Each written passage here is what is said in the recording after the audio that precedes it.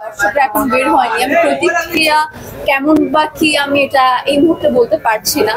I am really nervous plus excited. তো একটু পরে দর্শকরা বের হবে, সো আপনারা নিজেরাই জানতে পারবেন।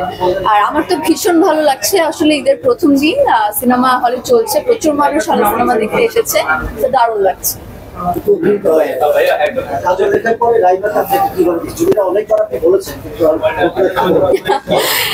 এটা তো দর্শকের কাছে আমি অনেকবার বলেছি যে কাজলরেখা হয়ে আগের বছর আমি এসেছিলাম, রোজার ঈদে আমার সিনেমা বেরিয়েছিল। আবার ঠিক এক বছর পর কোরবানি ঈদে আমি নীল চক্রের মাধ্যমে আপনাদের কাছে রাইমা হয়ে এসেছি।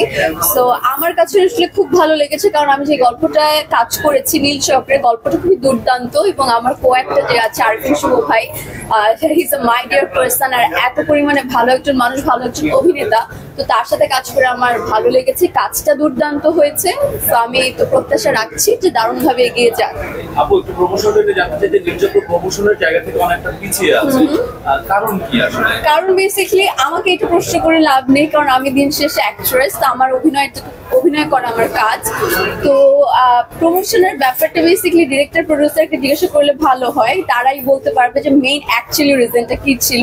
আর আমার যতটুকু মনে হয় আপনাদের একটু একটু ধারণা আছে যে আমরা প্রমোশনে একটু পিছিয়ে কেন আছি, সব মিলিয়ে আপনারা একটু চিন্তা করলে বের করে ফেলতে পারবেন খুব ইজিলি।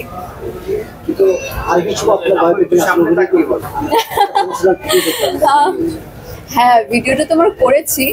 এখন আমি জানি না ইন ফিউচার আমার লাইফ অ্যাকচুয়ালি কি আছে বা আমি কত দূর এগিয়ে যাব।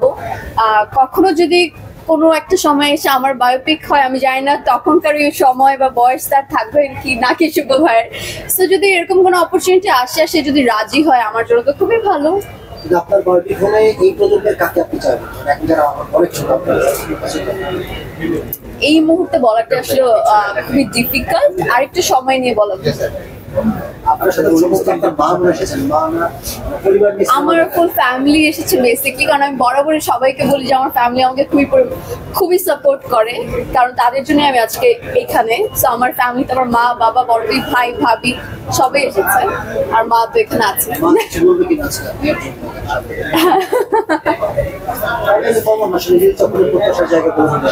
নীল চক্র নিয়ে প্রত্যাশা আমার একটু আগেও বললাম খুবই ভালো। আজকে ঈদের প্রথম দিন, আর আমি একদমই বলবো না যে লাইক ঈদের সময় মানুষের ব্যস্ততা প্রচুর থাকে, আর কোরবানি ঈদে স্পেশালি অনেক ব্যস্ততা থাকে। তো সেটা ঈদ উদযাপন করে এত কাজ রেখে যে মানুষের হলমুখী সিনেমা দেখছে, এটাই আসলে আমাদের জন্য অনেক। যারা এসেছে প্রত্যেকটা সিনেমা যারা দেখছে সবার জন্যই আমি আসলে কৃতজ্ঞ, এবং এইভাবে সিনেমা আমাদের এটা চলতে থাকুক, হাউসফুল হোক, ব্লকবাস্টার হোক, এটাই আশা করছি আমি। এরপরে আই থিঙ্ক আরো ভালো কিছু, বেটার না অফকোর্স বেস্ট কিছু আপনাদের জন্য অপেক্ষা করছে দারুণ ভাবে। আমি আভাস দিতে পারবো না, আসলে ডিরেক্টর প্রডিউসার খুবই রেগে যাবে। আই থিঙ্ক তাদের মাধ্যমে আপনাদের জানলে খুব ভালো হয়। আমার থেকে বেটার যে ডিরেক্টরের কাজ আমি করছি তার মুখ থেকে শুনলে আপনারা আরো বেশি আনন্দ পাবেন। তো আমি এটা তাদের জন্যই রেখে দিলাম আর কি।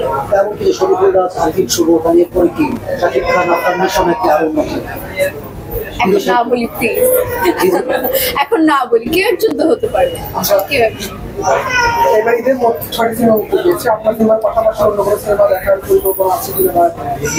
হ্যাঁ, আমি তো প্রতিবারই সব সিনেমা দেখতে পছন্দ করি, আমি দেখতে চাই, কারণ সবাই যেভাবে অভিনয় করে আমি অভিনয়টাও দেখতে চাই, শিখতে চাই যে কে কিরকম ক্যারেক্টার করছে, গল্পটা কিভাবে সুন্দর মতো বানিয়েছে, বা গান কিরকম।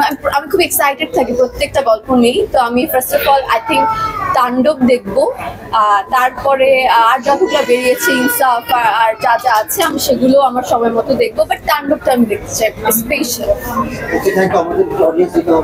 Yeah, sure. Thank you so much, guys.